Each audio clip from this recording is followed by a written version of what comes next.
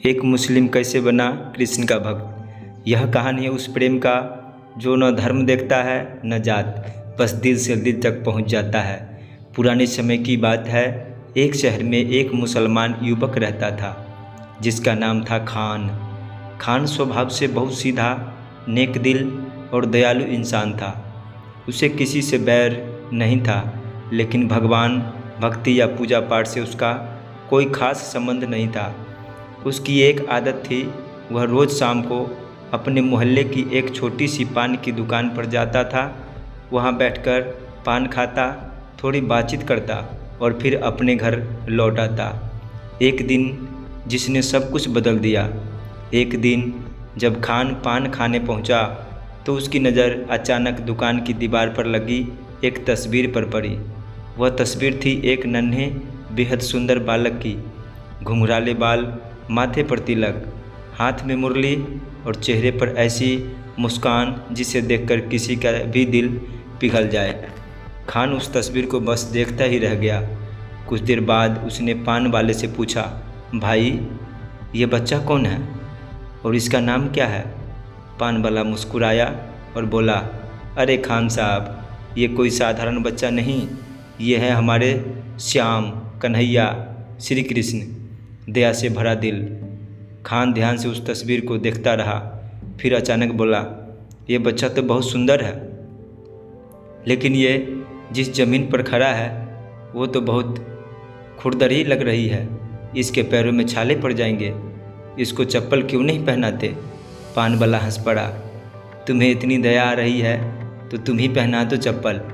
दिल में उतर गई बात। यह बात मजाक में कही गई थी, लेकिन खान के दिल में गहराई तक उतर गई। उस रात खान सो नहीं पाया। बार बार वही चेहरा उसकी आंखों के सामने आता रहा, वही मासूम मुस्कान, वही नंगे पैर। उसका दिल बार बार कह रहा था, अगर वो सच में कहीं है तो मुझे उसके लिए कुछ करना चाहिए। एक नया सफ़र शुरू।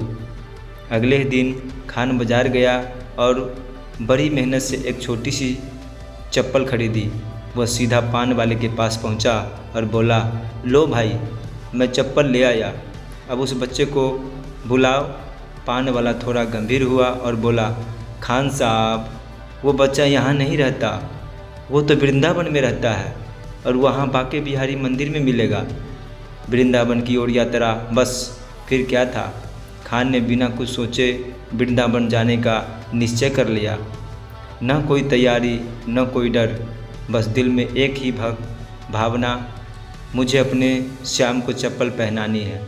लंबा सफ़र तय करके आखिरकार वह वृंदावन पहुंचा। मंदिर के बाहर रोक दिया गया। जब खान मंदिर में प्रवेश करने लगा तो पुजारी ने उसे रोक दिया।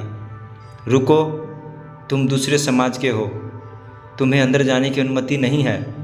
यह सुनकर खान का दिल टूट गया, लेकिन उसने कोई झगड़ा नहीं किया। वह चुपचाप मंदिर के बाहर बैठा गया। इंतज़ार जो भक्ति बन गया। खान ने सोचा, कोई बात नहीं, मेरा श्याम कभी तो बाहर आएगा, और वह वहीं बैठकर इंतज़ार करने लगा। एक दिन बीत गया, फिर रात बीत गई, लेकिन खान वहीं बैठा रहा। न भूख की चिंता, न प्यास की, बस एक ही आस, मेरा श्याम आएगा। भोर का चमत्कार। भोर का समय था। चारों तरफ हल्की हल्की रोशनी फैल रही थी। तभी अचानक खान के कानों में घुंघरू की मधुर आवाज़ सुनाई दी। वह चौंक गया, चारों तरफ देखा, लेकिन कोई दिखाई नहीं दिया। फिर उसकी नज़र अपने पैरों पर पड़ी और जो उसने देखा वह देखकर उसकी सांसें थम गई। स्वयं श्याम आए उसके सामने। उसके चरणों में वही नन्हा कन्हैया बैठा था, वही चेहरा, वही मुस्कान। खान की आंखों से आंसू बहने लगे।